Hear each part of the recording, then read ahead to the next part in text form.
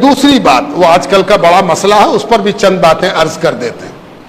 اخبار میں، electronic media میں، سوشل میڈیا پر ایک بات بہت گشت کر رہی ہے کہ سرکار یونیفارم سول کوڈ کی بات کر رہی ہے۔ یونیفارم سول کوڈ یہ کیا چیز ہے بھائی؟ مسلمان کے بہت بڑے طبقے میں ایک پریشانی اور ہیجان لوگوں نے پیدا کر دیا کہ ہے کیا ہوگا، کیسے ہوگا؟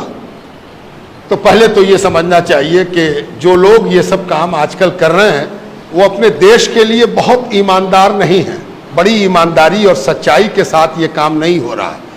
آج کل جو بھی کام دیش میں کیا جاتا ہے وہ صرف اور صرف راجنیتک لابھ لینے کے لیے کیا جاتا ہے، سیاسی فائدہ۔ کیسے ہم کسی کام سے سیاسی فائدہ اٹھا سکیں، یہ پہلا مقصود ہوتا ہے۔ دکھایا جاتا ہے کہ ہم عوام کے بھلے کے لیے کر رہے ہیں، لیکن یہ سیکنڈری بات ہوتی ہے۔ کیوں ہم ایسا کر رہے ہیں یہ بھی جان لیجیے۔ کوئی یہ کہے کہ یونیفارم سول کوڈ کے مطلب یہ ہے کہ ہندوستان میں رہنے والے سب لوگوں کے لیے قانون ایک ہوگا، تو مجھے تو بڑی ہنسی آتی ہے کہ کیا آج دو ہے؟ ہم مقدمہ کریں گے تو میرا کوٹ الگ ہے، کوئی غیر مسلم ہم پر مقدمہ کرے گا تو اس کا کوٹ الگ ہے، مسلمان کے لیے قانون الگ ہے، ہندو کے لیے قانون الگ ہے، عیسائی کے لیے قانون الگ ہے۔ کیا بات کر رہے ہو بھائی؟ تھانہ ایک، پولیس ایک، منصف ایک، مجسٹریٹ ایک، سول کورٹ ایک، ہائی کورٹ ایک، سپریم کورٹ ایک، قانون تو سب ایک ہے، راشن کارڈ سب کا ایک ہے۔ ہم اگر جا کے لائن لگاویں اپنے کنٹرول میں تو کیا مسلمان دیکھ کے کارڈ دوسرا بنے گا؟ ٹیکہ پڑا ابھی کووڈ-19 کا، کووڈ-19 کے نتیجے میں لوگ مرے تو دھرم دیکھ کے نہ کوئی مرا اور دھرم دیکھ کے نہ اس کو ٹیکہ پڑا۔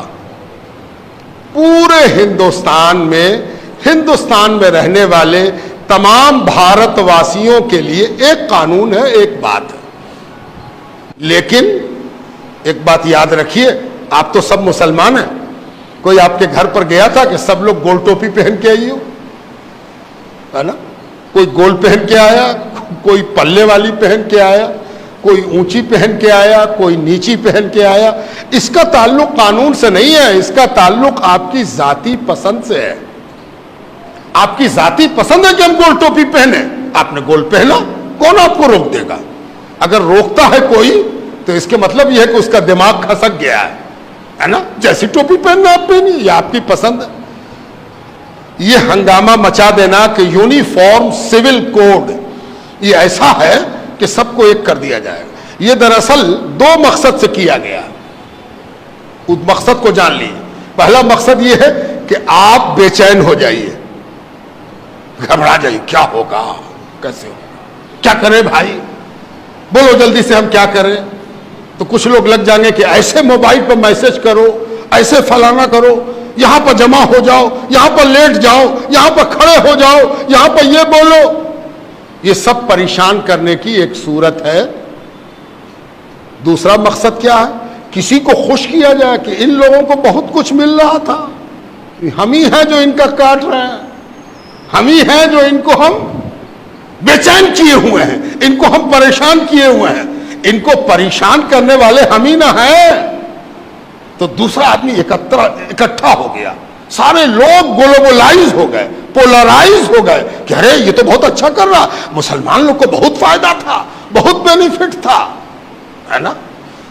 اگر کوئی پوچھ دے کہ مسلمانوں کو کیا فائدہ تھا تو سب سے پہلی چیز یہ بتائی گئی کہ مسلمان 4 شادی کر سکتا تھا۔ 4 شادی، جانتے ہو مسلمان 4 شادی الاؤ ہے، اس کو 4 شادی کرے گا، ہے نا؟ یہ ایک ہوا بنائی گئی، یہ ایک ماحول بنایا گیا، ہے نا؟ اور اس ماحول میں کبھی بھی سچائی سے واسطہ نہیں پڑا کہ یہاں پر ہزاروں مسلمان جمع ہیں، ذرا پوچھ تو دیجئے کہ کتنے آدمی نے 4 شادی کیا ہے، کتنے نے 2 شادی کیا ہے۔ یہ جو پروپیگنڈا ہے، یہ جو कहा जाए कि निगेटिव एटीट्यूड है मुसलमानों के बारे में, ये फजूल बातें, ये मुहम्मल बातें, इन सब चीजों को इस तरह से बढ़ाया जा रहा और दोनों बढ़ा रहे हैं। कानून लाने वाला कह रहा है कि हम 4 शादी तो करे नहीं देंगे, और इधर से भी एक ग्रुप खड़ा होगा कि नहीं कहा करे दोगे हमको, ये तो मेरा हक है, हम करके रहेंगे। आप बड़े बेदार मग़ज़, समझदार, जानकार लोग हैं, हम आपको बड़ी संजीदगी के साथ ये बातें समझा रहे हैं। एक चीज हमेशा याद रखिए कि जब भी किसी चीज पर आप रिएक्ट करते हैं, रद्द अमल आपका आता है, किसी अमल के नतीजे में आप रद्द अमल करते हैं, किसी एक्शन के नतीजे में आप अपना एक्शन दिखाते हैं, है ना, तो हमेशा इस बात का ख्याल रखिए कि उसके प्रोग्राम का हिस्सा मत बनिए। जो वो चाहता है वो मकाम मत कीजिए। उसने कुछ सोच के एक्शन लिया है, उसने कुछ सोच के ही फितना छोड़ा है, उसने कुछ सोच के फलीता लगाया है। कहीं ऐसा ना हो कि वो जो सोच के काम किया है उसी काम में हम लग जाएं और वो हंस के कहे हम तो जानते थे कि ये होगा, है ना, हम तो जानते थे कि ये होगा, सारा मुसलमान परेशान है ना। लॉ कमीशन, कॉन्स्टिट्यूशन, हिंदुस्तान का आईन क्या कहता है? हिंदुस्तान के आईन का एक आर्टिकल है 44 आर्टिकल, 44 आर्टिकल में हमारे आईन में, हमारा संविधान, उसमें एक बात कही गई है कि इस मुल्क के रहने वालों के लिए एक जैसा कानून होगा, एक जैसा कानून होना चाहिए। बड़ी अच्छी बात है, इससे कौन इनकार करता है? मसला बात से पैदा नहीं होता, बात के इंटरप्रिटेशन से पैदा होता है। कैसे हम उस बात को लेते हैं और उस बात से क्या समझते हैं, इससे मसला पैदा होता है। अगर कोई कहे कि इस पूरे मुल्क में एक तरह का कानून हो, कौन सी बुरी बात है भाई? बड़ी अच्छी बात है। काला गोरा, लंबा मोटा नाटा, गरीब अमीर, पढ़ा लिखा कम पढ़ा लिखा, सबके साथ एक ट्रीटमेंट होना चाहिए, हो अच्छी बात है, कौन मुखालिफ है? अब इसको हम दो तरह से समझाते हैं। एक मिसाल ये है कि इसको एक आदमी कहे कि भाई सबके लिए तो एक कानून होना चाहिए, तो आप ही कॉलर वाला कुर्ता पहना, ये बगैर कॉलर का पहने हुए, ये नहीं होगा। या तो सब आदमी कॉलर वाला पहने या सब आदमी बगैर कॉलर का पहने। अगर ये मकसद है तो कानून बनाने वाले के समझने में तुम सबसे बड़े बेवकूफ हो। तुमको ये बात ही समझ में नहीं आई कि कानून बनाने वाला क्या कह रहा है, कानून बनाने वाले ने क्या कहा, ये तुमको समझ ही में नहीं आया। तुम सबका कपड़ा एक करना चाहते हो, एक रंग का कपड़ा पहनाओगे, एक रंग की कमीज पहनाओगे, एक रंग का पैंट या हाफ पैंट पहनाओगे, इसी को यूनिफॉर्म सिविल कोड कहते हैं।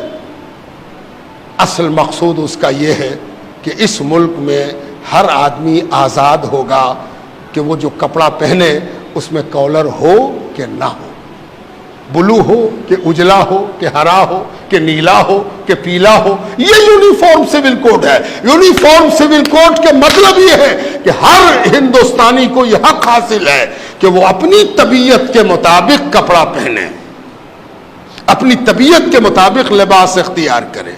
हैरत की बात है कि इस मुल्क में जहां हर 4 कोस पर बोली बदल जाती है और हर 4 कोस पर प्रथा बदल जाती है, रस्म बदल जाता है, रिवाज बदल जाता है, ट्रेडिशन बदल जाता है, वहां यूनिफॉर्म सिविल कोड की बात अगर की जा रही है तो आप ही क्यों परेशान हैं? सब लोग परेशान होंगे, जब होंगे तो देखा जाएगा, है ना। मुसलमान सबसे पहले क्यों परेशान हो जाए? मुसलमान ही सबसे पहले लाइन क्यों लगा दे? ये बड़ी बड़ी गलती है, बड़ा कसूर है जो आज हमारी सो कॉल्ड रहबरी, सो कॉल्ड रहनुमाई, सो कॉल्ड लीडर्स, मुस्लिम लीडर्स जो अपने आप को मुस्लिम लीडर कहते हैं, वो मुसलमानों को झोंक रहे हैं कि सबसे पहले तुम खड़े हो जाओ, जबकि सबसे पहले तो वो खड़ा होगा जिसका ट्रेडिशन हर थोड़ी देर पर बदलता रहता है। यहां कौन है जो एक तरह का हो? बिहार में छठ होता है, बिहार से बाहर छठ करने वाला छठ नहीं करता, जो बिहारी नहीं है वो छठ जानता भी नहीं। पता नहीं कितने किस्म का कैलेंडर है उनके यहां भी पूजा के अलग अलग अंदाज हैं, साउथ और नॉर्थ। आप दक्षिण में चले जाइए, दक्षिण का खाना पीना, पहनना, ओढ़ना, बोलना, चालना, हंसना, रोना सब अलग है। उत्तर आइए, सब अलग है।